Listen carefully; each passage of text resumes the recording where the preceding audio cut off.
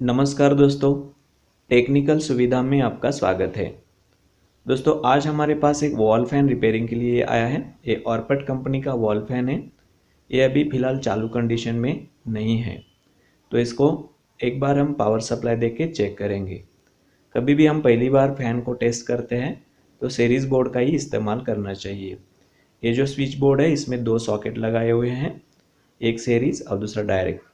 ये जो है सीरीज़ का सॉकेट है और ये इसका स्विच है। तो हम इसको ऑन करके चेक कर लेते हैं। आप देख रहे हो बल्ब हल्का सा ग्लो हो रहा है। इसका मतलब पावर मोटर तक पहुंच रही है, लेकिन फैन घूम नहीं रहा है। तो इसके 3-4 कारण हो सकते हैं।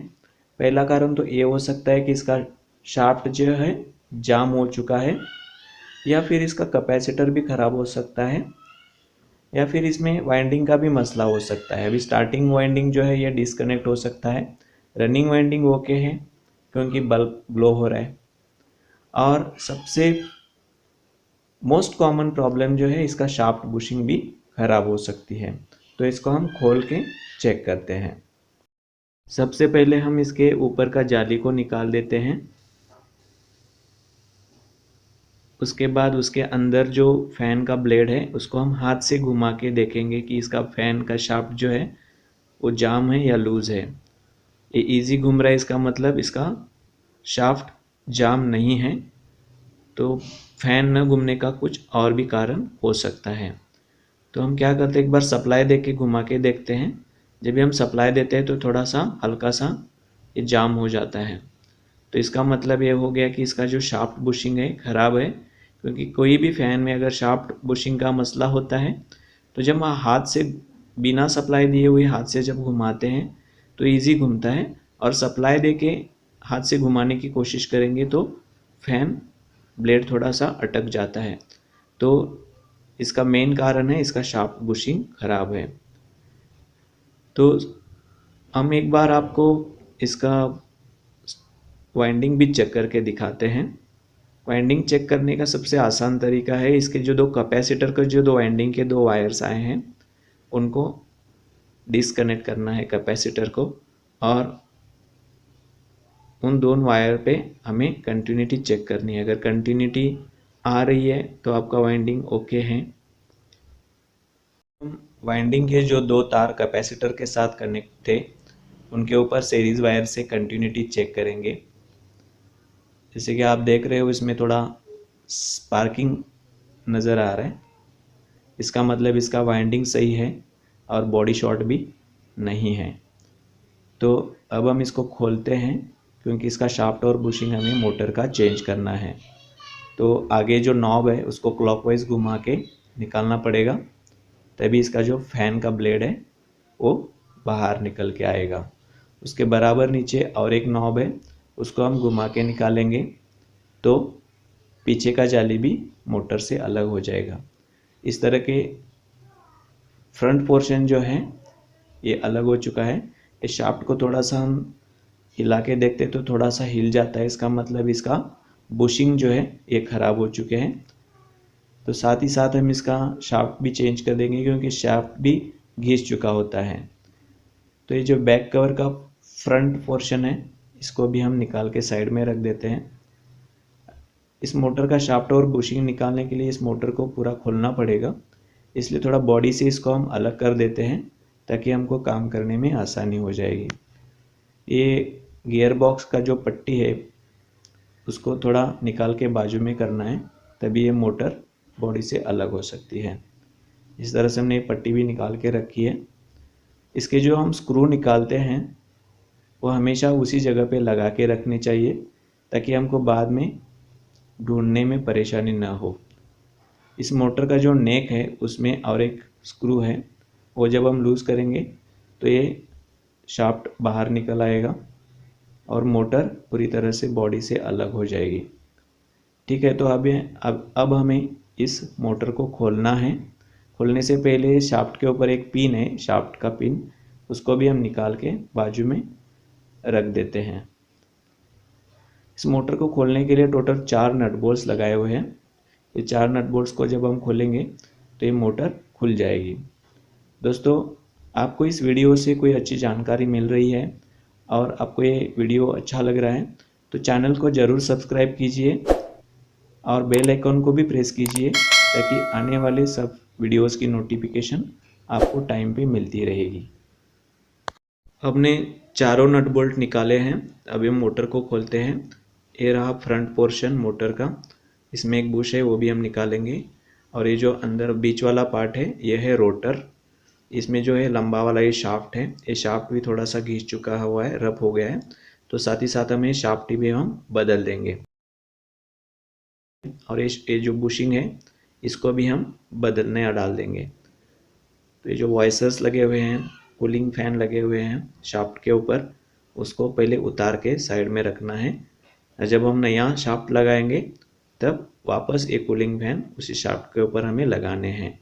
तो जब भी हम शाफ्ट निकालने से पहले हमें पहले इसका डिस्टेंस मेजर करना है कि कितना है। उसी अभी ये जो देख रहे हैं 62 mm है और ये 100 mm है, तो ये पहले मेजरमेंट लेके रखना है ताकि जब भी हम नया शाफ्ट लगाएंगे तो उसी सेम डिस्टेंस पे ही हमें उसको फिट करना है।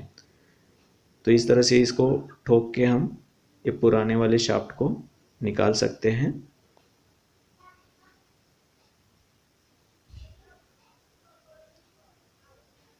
ये जो पुराना शाफ्ट है ये जहाँ बुशिंग लगे रहते हैं वहाँ घिस चुका है, इसकी जगह में नया वाला शाफ्ट इस्तेमाल करेंगे। ठीक है, तो ये नया शाफ्ट को वापस हथौड़ी की मदद से उसमें अंदर ठोक देना है और जितना डिस्टेंस था उतना ही डिस्टेंस पे उसको फिट करना है। पहले 62 mm था, तभी ये 62 mm पे फिट हो गया है और आगे भी 10 सेंटी यानी 100 mm पे था, वो भी बराबर हो गया है। ठीक है, तो हमारा ये नया शाफ्ट फिट हो गया। चलो वापस कूलिंग फैन भी लगाते हैं और ज़रूरत के हिसाब से जितने आगे पीछे वाइसर्स लगाने हैं वो वाइसर्स को भी हम लगा लेते हैं। यहाँ बुशिंग निकालने के लिए 3 लॉक्स लगे हैं, वो 3 लॉक्स को हमें ओपन करना है, तभी ये अंदर जो बुश है वो बाहर निकल के आ सकता है। तो ये 3 जो लॉक हैं इनको हम स्क्रू ड्राइवर की मदद से थोड़ा थोड़ा धीरे धीरे करके ओपन करना है ताकि अंदर का बुश को हम निकाल सकते।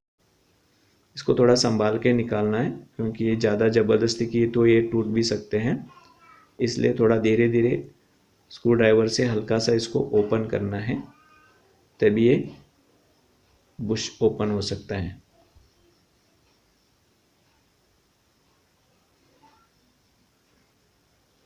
तीन लॉक है, 3 में से एक थोड़ा सा ओपन करने का और बाकी 2 तो ओपन करने का। तो इस तरह से ऊपर का ढक्कन निकल गया, इसके ऊपर और एक ढक्कन है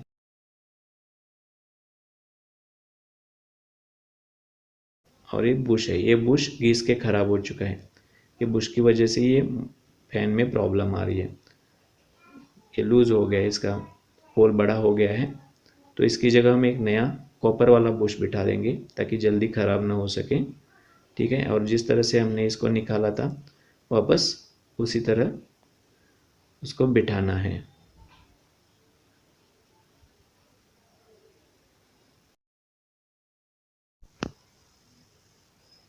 ये जो हमने लॉक ओपन किए थे उसको उसके ऊपर स्क्रू ड्राइवर रख के हथौड़ी से धीरे धीरे ऊपर से ठोक के इसको वापस जगह पे फिट कर देना है। ठीक है, तो इस तरह से ये बुश इसके अंदर फिट हो चुका है। जिस तरह से हमने आगे के ढक्कन का जो बुश चेंज किया है उसी तरह हमने पीछे के ढक्कन का भी बुश पहले से ही चेंज करके रखा है, थोड़ा वीडियो स्किप किया था हमने। तो दोनों बुश अभी हमने चेंज किया है और अभी हम जिस तरह से हमने इसको खोला था उसी तरह से ये मोटर को वापस लगा देते हैं। ठीक है,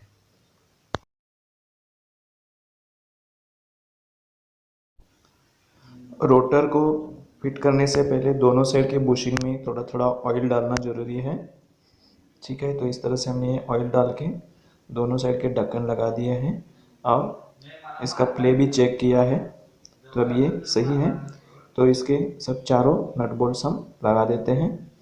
वीडियो थोड़ा फास्ट कर लेते हैं ताकि आपका भी टाइम वेस्ट ना हो। जिस तरह से हमने मोटर को खोला था उसी सेम प्रकार उसको वापस रीअसेंबल कर देना है। ठीक है, तो फास्ट हम देख लेते हैं।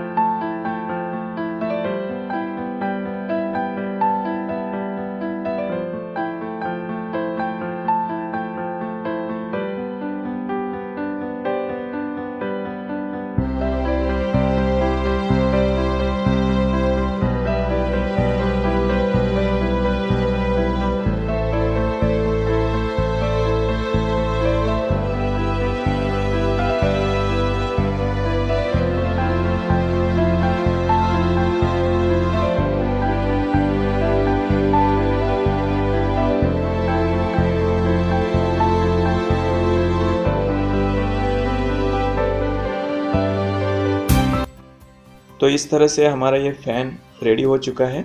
इसको एक बार सप्लाई करके हम आपको दिखाते हैं।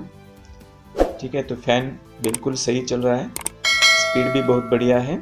इसका स्विंग ऑपरेशन भी देख लेते हैं। इसका स्विंग फंक्शन भी ठीक तरह से काम कर रहा है, मतलब इसमें जो प्रॉब्लम था वो सॉल्व हो चुका है।